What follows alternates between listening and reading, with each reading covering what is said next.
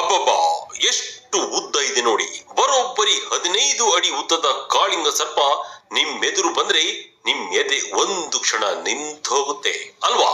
ಆದರೆ ಈ ಮಹಿಳಾ ಅರಣ್ಯ ಅಧಿಕಾರಿ ಕಾಳಿಂಗ ಸರ್ಪವನ್ನ ಹಿಡಿಯುತ್ತಿರುವ ರೀತಿ ನೋಡಿ ನಿಮ್ಮ ಎದೆ ಜಲ್ ಅನ್ಸುತ್ತೆ ಅಲ್ವಾ? ಸ್ವಲ್ಪ ಮಿಸ್ ಆದ್ರೂ ಕಾಳಿಂಗನ ವಿಷಕ್ಕೆ ತುತ್ತಾಗಬೇಕಾಗುತ್ತೆ. ಅಂತಹ ಕಾಳಿಂಗನನ್ನ ಯಾವುದೇ ಅಂಜಿಕೆ ಇಲ್ಲದೆ ಅಳುಕಿಲ್ಲದೆ ಕೇರಳದ ಮಹಿಳಾ ಬೀಟ್ ಫಾರೆಸ್ಟ್ ಆಫೀಸರ್ಸ್ ಒಬ್ಬರು ಹಿಡಿಯುತ್ತಿರುವ ದೃಶ್ಯ ಈಗ ಸಖತ್ತು ವೈರಲ್ ಆಗಿದೆ. ಕೇರಳದ ಪರುತಿಪಲ್ಲಿ ರೇಂಜ್ ನಲ್ಲಿ ಬೀಟ್ ಫಾರೆಸ್ಟ್ ಆಫೀಸರ್ ಆಗಿರುವ ಜಿಎಸ್ ರೋಶ್ನಿರವರು ಕಾಳಿಂಗ ಸರ್ಪವನ್ನ ಕೇವಲ 6 ನಿಮಿಷದಲ್ಲಿ ಹಿಡಿದಿದ್ದು ಈಗ ಇಂಟರ್ನೆಟ್ ನಲ್ಲಿ ಟ್ರೆಂಡ್ ಸೃಷ್ಟಿಸಿದೆ.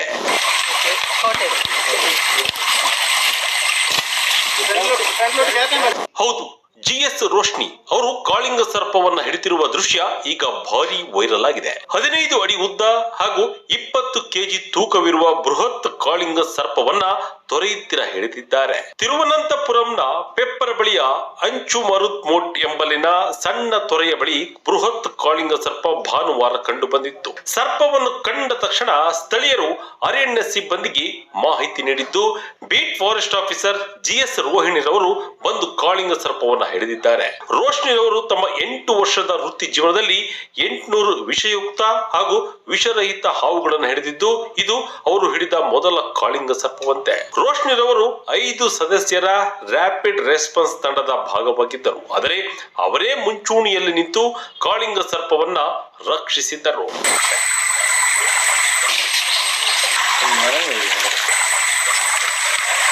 ದಕ್ಷಿಣ ಕೇರಳದಲ್ಲಿ ಅಪರೂಪಕ್ಕೆ ಮಾತ್ರ ಕಾಣುವ ಹಾವು ಇದಾಗಿರುವುದರಿಂದ ಕಾಳಿಂಗ ಸರ್ಪವನ್ನ ಅವರು ಇದೇ ಮೊದಲ ಬಾರಿಗೆ ರಕ್ಷಿಸಿದ್ದಾರೆ. ಭಾನುವಾರ ಮಧ್ಯಾಹ್ನ 12:30 ಸುಮಾರಿಗೆ ಹಾವನ್ನ ಹಿಡಿದು ಸಮೀಪದ ಅರಣ್ಯದೊಳಗೆ ಬಿಟ್ಟು ಬಂದಿದ್ದೇವೆ ಎಂದು ಹೇಳಿದ್ದಾರೆ. ಇವರ ಕಾಳಿಂಗ ಸರ್ಪದ ರಕ್ಷಣೆ ವಿಡಿಯೋ ಈಗ ಭಾರಿ ವೈರಲ್ ಆಗಿದೆ. ವಿಡಿಯೋದಲ್ಲಿ ರೋಶ್ನಿರವರು ಕೋಲು ಮತ್ತು ಹಾವಿನ ಚೀಲವನ್ನ ಬಳಸಿಕೊಂಡು ಬೃಹತ್ ಸರ್ಪವನ್ನ ಶಾಂತವಾಗಿ ನಿರ್ವಹಿಸುತ್ತಿರುವುದು ಕಂಡು ಬಂದಿದೆ. ಅದಲ್ಲದೆ ಈ ವೇಳೆ ಹಾವು ಮಾತು ಕೇಳುತ್ತಿದ್ದಾಗ ಪ್ಲೀಸ್ ಪ್ಲೀಸ್ ಒಳಗಡೆ ಹೋಗು ಎಂದಿರುವುದು ಗಮನ ಸೆಳೆದಿದೆ. ಕೆಲವು ವಿಫಲ ಪ್ರಯತ್ನಗಳ ನಂತರ 6 ನಿಮಿಷದಲ್ಲಿ ಕಾಳಿಂಗ ಸರ್ಪವನ್ನ ಯಶಸ್ವಿಯಾಗಿ ಚೀಲದ ಒಳಗಡೆ ಹೋಯಿತು. ಈ ವೇಳೆ ಅಲ್ಲಿದ್ದವರೆಲ್ಲ ಚಪ್ಪಾಳೆ ತಟ್ಟಿ ಸಂಭ್ರಮಿಸಿದರು. ಸಾಮಾಜಿಕ ಮಾಧ್ಯಮ ಬಳಕೆದಾರರು ರೋಶ್ನಿರವರ ಧೈರ್ಯಕ್ಕೆ ಮೆಚ್ಚುಗೆಯ ಸುರಿಮಳೆಗೆದ್ದಿದ್ದಾರೆ.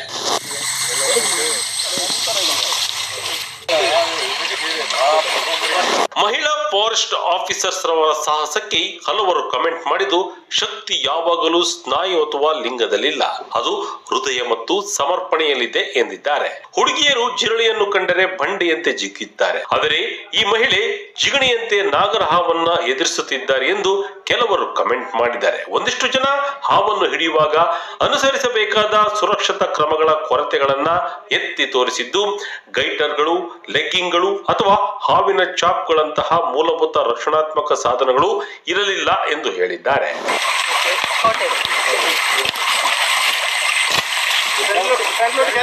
ಒಟ್ಟಿನಲ್ಲಿ ಜಿಎಸ್ ರೋಶ್ನಿರವರ ಈ ಸಾಹಸ ಕೇವಲ ಒಂದು ಕಾಳಿಂಗ ಸರ್ಪವನ್ನು ರಕ್ಷಿಸಿದ ಘಟನೆಯಾಗಿ ಉಳಿದಿಲ್ಲ. ಇದು ಧೈರ್ಯ, ಸಮರ್ಪಣೆ ಮತ್ತು ಕರ್ತವ್ಯ ನಿಷ್ಠೆಗೆ ಗಂಡು ಹೆಣ್ಣು ಎಂಬ ಹಂಗಿಲ್ಲ ಎಂಬುದನ್ನ ಸಾರಿ ಹೇಳುವಂತಿದೆ.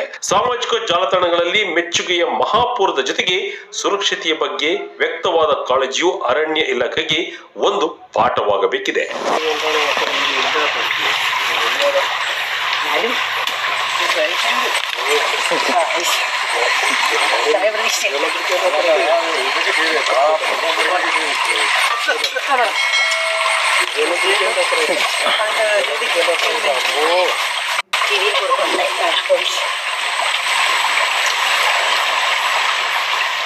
അങ്ങനെ